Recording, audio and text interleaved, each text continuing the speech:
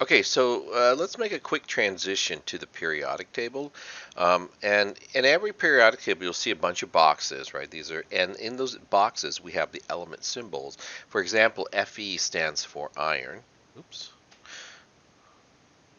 And again, this is that's some of the information that you'll have to have memorized. And of course, there's a memorization quiz coming up in the second week of the semester where you have to learn certain things, and those things are all on that sheet. Okay, so then there's the atomic number. The atomic number turns out to be the number of protons. It's often designated, the symbol for it is Z typically, as the atomic number. So iron actually has 26 positive charges in the nucleus, and that's what that's its atomic number. And the positive charges, of course, are the protons. So then we also have this thing called average atomic mass, and there's a reason why we talk about average atomic mass. And again, these units are atomic mass units. We'll talk about that more later. But the average atomic mass exists because even though Dalton said all atoms of an element are exactly the same, turns out they're not exactly the same. You can have atoms of hydrogen that have different masses from each other.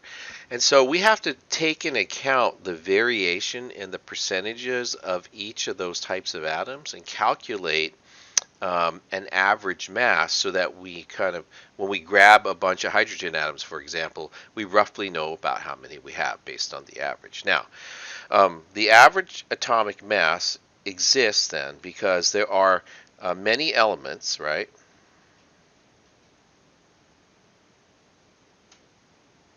Have atoms with different masses. Now, these atoms have a name. They're called isotopes. Can you see my cat crawling around the chair behind my head? I don't know. Anyways, sorry. Guess he got tired. Um, so let me explain to you a little bit about how they were discovered. And this is done by a guy named Aston. Aston was, again, in this line of Thomson Rutherford, and Aston was one of his students. So let me kind of explain to you how he discovered this property of atoms, okay, or elements. And the way he did is he had a mass spectrometer. Um, and in his mass spectrometer, or in most mass spectrometers, and I'll just do a straight version of it. It's actually good enough, but most of the time we don't show it as a straight tube. But you have a straight tube. It's evacuated, so this is a vacuum. Okay, and then in this tube, I'm going to place a magnet right here. Okay. And then what I'll do is I'll create an ion source.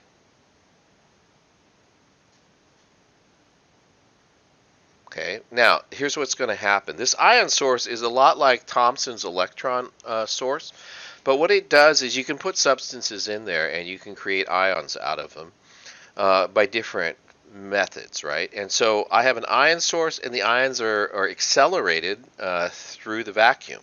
Okay, so again, same way that Thomson's electron beam work, the ion source for mass spectrometer works, except for you're making ions out of atoms. So you put an element in there, and the easiest ones are to do are probably gases. And you put a little bit of a gas in the ion source. It has a little hole in it, and out of that ion source, these uh, atoms come flying through. Okay. Now, in the absence of a magnetic field, they don't experience any force. They'll travel straight through. When you put a magnetic field into them, what'll happen, and now what I'm going to do is I'm going to draw this blown up and then looking head onto it like this, right? You have a little dot here. What happens when you have a magnetic field in this region and you turn it on, so like an electromagnet, then what ends up happening is they deflect a little bit. Okay, so this is zero magnet, so zero B field. It's called a B field, magnetic field. When you turn it on, you get a dot here.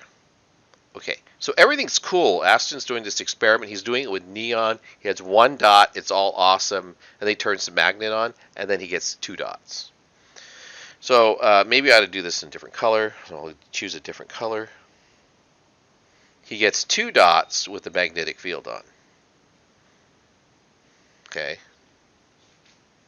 This is magnet on. Oh, it's a smiley face. The question is, why did they do that, right? Why did it make two dots? So think about it like if you're running in a race, right? So you and your buddy, and let's say you weigh 100 pounds. It's not me then.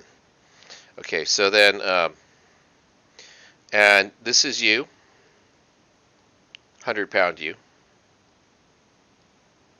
I can't draw the legs because the screen wants to do something, so let me erase it and just draw them up a little higher. And then this is your friend, and he weighs like 300 pounds. He's way bigger than you, okay? And you go on a race.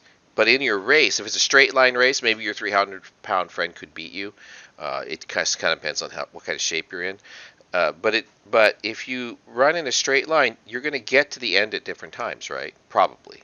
But if you run in a curved line, like this, okay, then what ends up happening is the mass that's the smallest can turn the tightest. So that would be 100-pound you.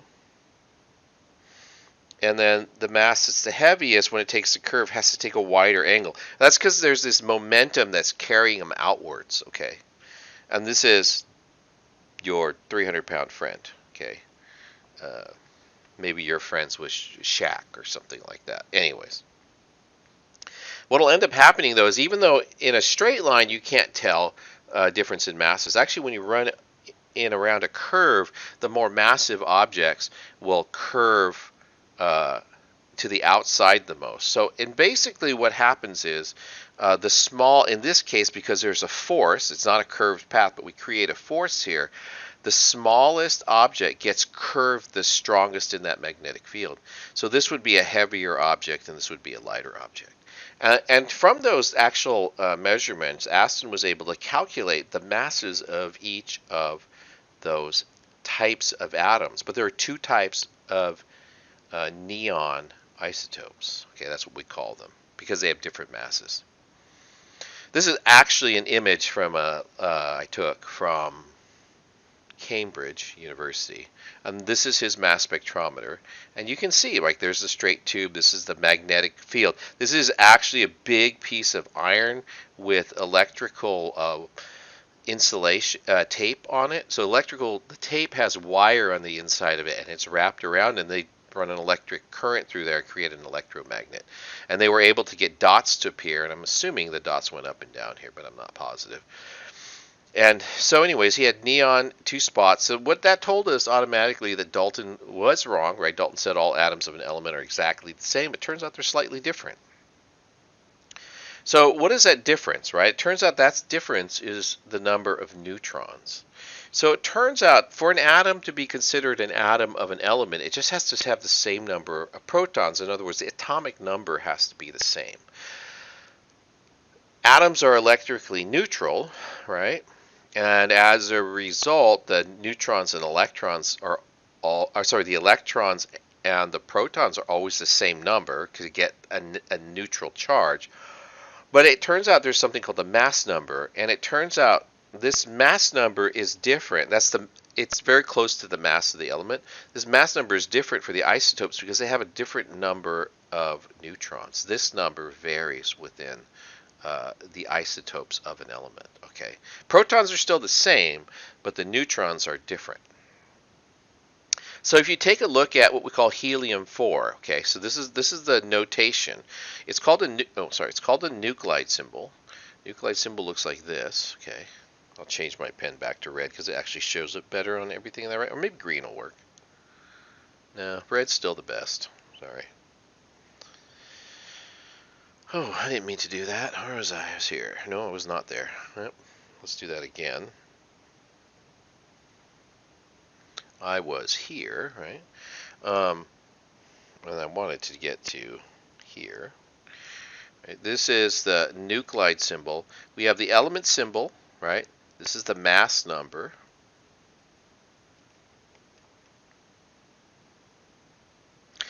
This is the protons, or Z. Okay, so Z, or A, is equal to Z plus the number of neutrons, or P plus the number of protons plus the neutrons. And this, again, is the element symbol.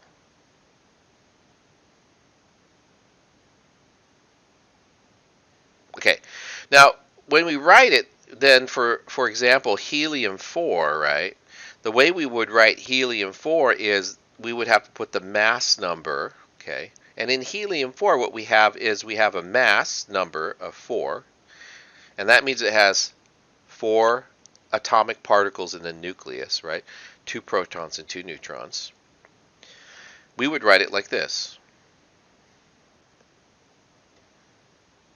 Now, if you're given the mass number and you're given the atomic number, the simplest way to calculate the number of neutrons is when you have it written like this, is just subtract those two, and this will give you 2. This is the number of neutrons. So we have protons and electrons and neutrons, right? Protons is the number is Z, right? The number of electrons is always the same as the number of protons, and then neutrons depends on the mass number of the isotope. Now let's do a little bit of practice, right? And, there's a couple of them, so we'll do this one, okay? So we're gonna do, I'll do this one with you, and then we'll do the next one.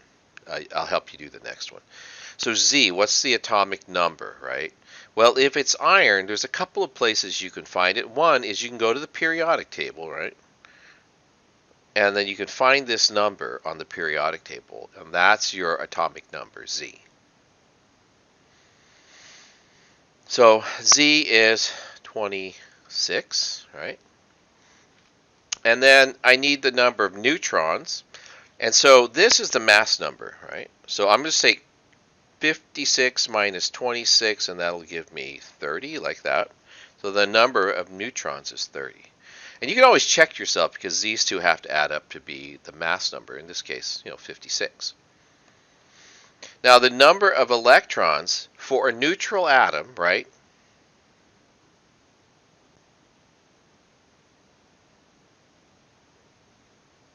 would be 26, right? But this is an ion. It has a positive charge. So this, when we wrote it up here, this is the charge of the atom.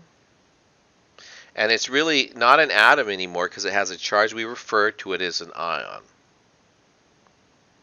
And just side note, you need to know this, right? Positive charged ions are known as cations, and negatively charged negatively charged anions are also known as anions, okay? Now, in a neutral atom, so let's get back to the question of, let's say for the ion, for the 3 plus ion, right? How many electrons does it have? So the way to figure this out, actually, there's a lot of ways to figure it out. It's just to look at the protons and the electrons, and then look at the charge, right? It's plus 3. Protons have a positive charge. Electrons have a negative charge. So that means you have more positives than you have negatives. So what you end up having is 26 protons, but only 23 electrons. Okay, because you have to have more positives than negatives, and you have to have the number of positives more match the charge of the ion. So if you know, for example, let's say chloride, Cl minus, right? The atomic number for this is 17. And I can look that up on the periodic table if I can find chlorine, and I'll pull a periodic table up in a second here. But then if it has a negative charge, right, in the neutral atom, it's 17 protons, which are the positive charges, and 17 electrons. But since it has a negative charge, I have to add an electron. So the number of electrons is 18, like that. Okay. Okay, so I'm going to have you guys do this one, but I'll get you started, okay? And then I'm going to pause it and I'll write the answers in and we'll kind of talk about it and then we'll move on from there. Okay, so this is carbon 13. It could also be written as, right, carbon 13. Again, this is the mass number, right? So that's what I have written up here. That's the mass number. And what I want you to do is calculate protons, neutrons, and electrons. But it's an ion, right? So it's an anion. It has a -4 charge. So what you need to do is you need to find carbon on the periodic table. So I'll help you with that, and then you can do the rest of the work once you have that information. So we're going to go to the periodic table. Right, and this is like my favorite periodic table. It's called P Table. It's a website, and I just stole the image off there. But ptable.com. Oh, I can't write it on here. But I'll zoom here. This is one of the reasons I use this. So here's what we're doing. Here's the element carbon, right? And this is the atomic number up here. So it has an atomic number of 6. Okay. So we're gonna go back. We can fill some information in on the symbol.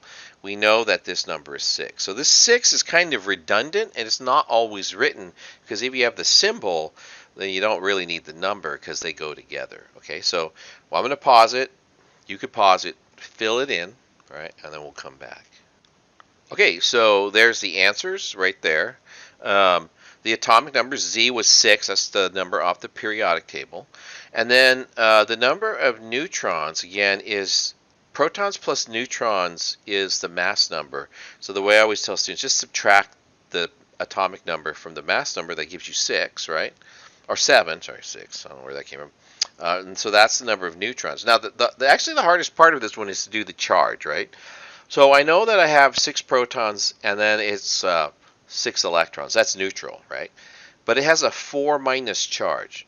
And so that means it has to have 4 more electrons than it does protons. And so I just do 6 plus 4. That's 10. Okay. So you got a few questions you can practice like that on the homework. They'd be on the practice test and all that kind of stuff too.